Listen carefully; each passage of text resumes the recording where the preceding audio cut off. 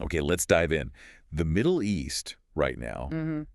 it's more than just a region, isn't it? It feels like a stage for some really high-stakes drama, Absolutely. especially with these two big players, Israel and Iran, locked in this, well, intense and pretty unpredictable rivalry. Yeah, it's incredibly tense. And right in the middle of all that, trying to walk this incredibly tricky path, you've got India. It's a real diplomatic high wire act, like you said. I mean, India has these deep, deep historical connections and, frankly, vital economic interests on both sides of that divide. Both sides, yeah. And the way things are now, so volatile, it just makes keeping that balance harder than ever. Totally.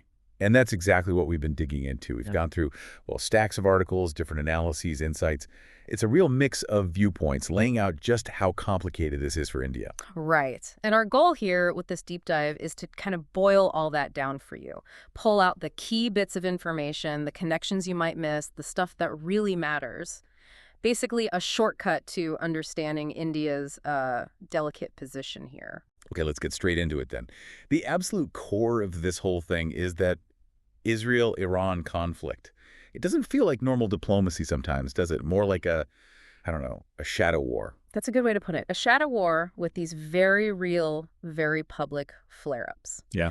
On one side, you have Israel, obviously backed heavily by the U.S., relying a lot on its military strength, its tech advantage. They often focus on, defense and maybe preemptive moves. And then there's Iran. Iran's different. They have this defiant posture, and they use this network of regional groups, proxies, really, like Hezbollah in Lebanon or the Houthis down in Yemen. Right. And these groups let Iran project power, exert influence, often without needing that direct state-on-state clash, though that happens too sometimes. And we saw a big example of that direct clash recently. Looking through the material, that surprise Israeli attack on Iran, June 13th, 2025, that really stood out. Oh, definitely. That one was striking. The analysis we looked at suggested it really seemed to catch Tehran, well, off guard. And the timing, that was fascinating. Tell us about the timing. Why was it so significant?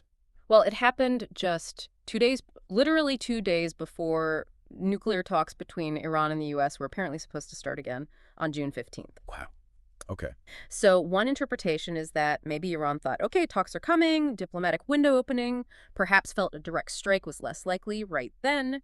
Clearly, that wasn't the case. So Israel's motivation for doing that, taking that kind of action. It goes right back to their fundamental worry about Iran's nuclear program. Prime Minister Netanyahu's government has been saying it for years. They see a nuclear Iran as an existential threat, period. Right. So there's this feeling, you see it in the analysis, that maybe diplomacy, even a renewed deal, isn't enough for them, isn't going to stop Iran's ambitions permanently, and they're ready to use force if they think they have to. But it's not just Israel acting. Iran pushes back, right? The material showed that. Oh, absolutely. It's not a one-way street at all. We've seen reports of ballistic missile launches, things attributed to Iran or its proxies, and their support for those militias, the Houthis, for example, is a big deal. Houthis in Yemen, yeah. Yeah. Affecting shipping. Exactly. Their attacks have directly hit international shipping lanes in the Red Sea. And that's not just some distant problem for India, is it? It actually affects them directly. It really does. The material we saw specifically mentioned how the Houthi attacks actually pulled the Indian Navy right into it. There was this specific incident, a drone hitting a ship near India's own maritime zone. Near their zone, okay. Yeah, and that forced India's Navy to step up patrols, get more involved to protect its trade routes, its interests, freedom of navigation. So this tit for tat, this dangerous escalation. Yeah, whether it's a surprise strike or messing with shipping. This is that minefield, right? The one India's trying to cross. Precisely. That's the immediate backdrop for all of India's foreign policy choices in the Middle East right now. Okay, so that's the volatile stage set. Now, India's own role. Historically, they've always tried to be this neutral player, right? The diplomatic Switzerland, people sometimes say. That's definitely been the image, yeah. Comes from the non-aligned movement back in the Cold War days. And they've always supported a two-state solution for Israel-Palestine. So the default was always kind of keep good ties with everyone, maybe be a mediator. But the analysis we looked at suggests that's changing, or at least there's a perception it's changing.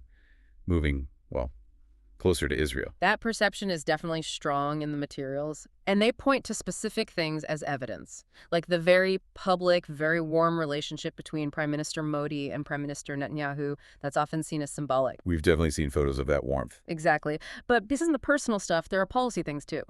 India abstaining on some key UN votes condemning Israel's actions, especially around Gaza. That got noticed. People saw it as a shift from how they used to vote. A signal of alignment. That's how many interpreted it, yeah. And then there was that really controversial move, recruiting Indian workers potentially to replace Palestinian workers in Israel. That got a lot of headlines. It really did. Very symbolic, raised a lot of questions about India maybe, stepping into a gap left by the conflict. So why? Why this perceived shift? What are the reasons given in the analysis? Seems like two main things are driving it. First, it's very practical, very strategic. Israel is now a really key defense partner for India. The military tech angle. Exactly. Drones, missile systems, fancy surveillance gear.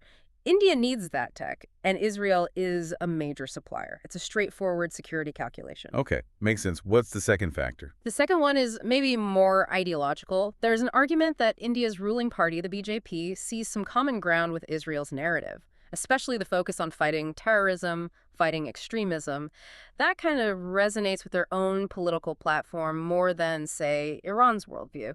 But leaning so clearly towards Israel in such a divided region, that sounds risky, especially thinking about India's ties with the Arab world. And that's where this balancing act gets incredibly tricky. The biggest risk, probably, is alienating those Arab states. Because those connections are huge, right? Not just diplomatic, but economic people. Absolutely critical. Just look at the Gulf states. You've got something like 8 million Indian citizens living and working there. Huge diaspora. 8 million, wow. And the money they send home? Remittances, it's massive. Billions of dollars. It props up the Indian economy in a big way. Families depend on it. A vital economic lifeline. Totally. And then there's energy. These countries are essential suppliers. We saw one figure, something like 48% of India's LNG imports come just from Qatar. Almost half from Qatar alone. Yeah. So risking those relationships because you look too close to Israel, that's a massive economic gamble. So the GCC countries, the Gulf states, must be watching India very, very carefully. You bet they are. And the analysis brought up specific examples where you can see the tension.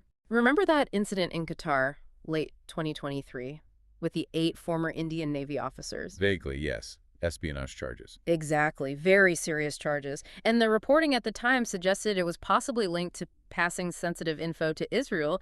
It put India in a really tough spot, diplomatically, legally. Shows how vulnerable Indians abroad can be when caught in these rivalries. And Qatar's role is complicated too, right? Yeah. Trying to mediate in Gaza, but also having links with Iran and being this huge economic partner for India. Adds so many layers. Makes that specific case extra sensitive. And then look at Saudi Arabia, another key Gulf partner for India. Their own strategic thinking is shifting too, and that affects everything. They've been getting closer to China, for instance. Right. And crucially, remember that deal China brokered between Iran and Saudi Arabia in 2023, restoring diplomatic ties? Yes, that was big news. It was seen by many as kind of pushing back against the U.S.-led effort to get Arab states to normalize relations with Israel, the Abraham Accord. And that Saudi-Iran thaw, Mm-hmm.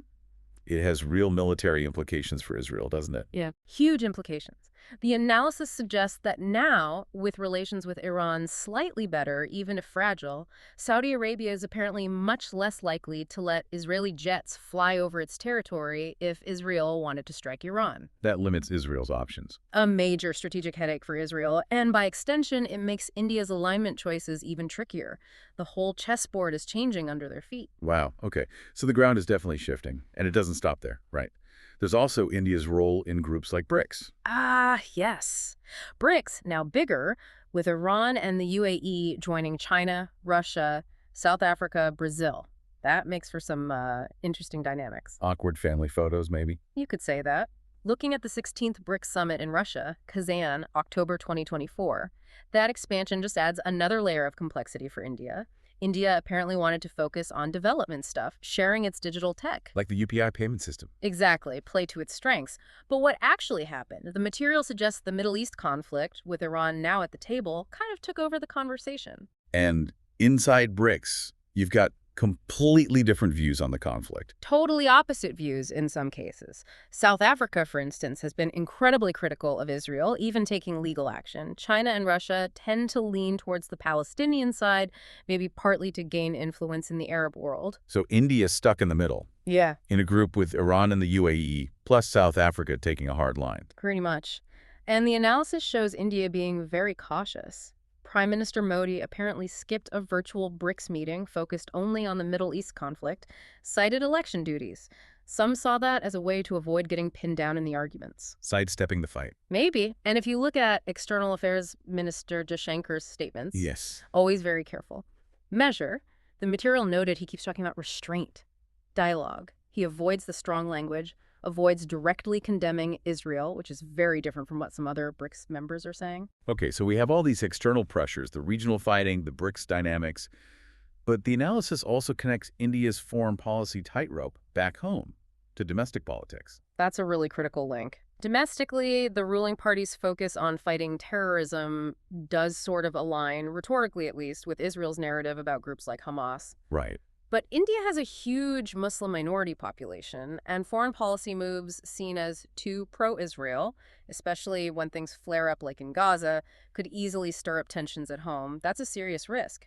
One thing in the analysis that struck me was the point about protests, that there weren't massive, widespread protests in India against Israel's actions in Gaza compared to other places globally. Yeah, that was noted. The civilian casualties in Gaza were horrific, over 30,000 by March 2024, sparking huge global outcry.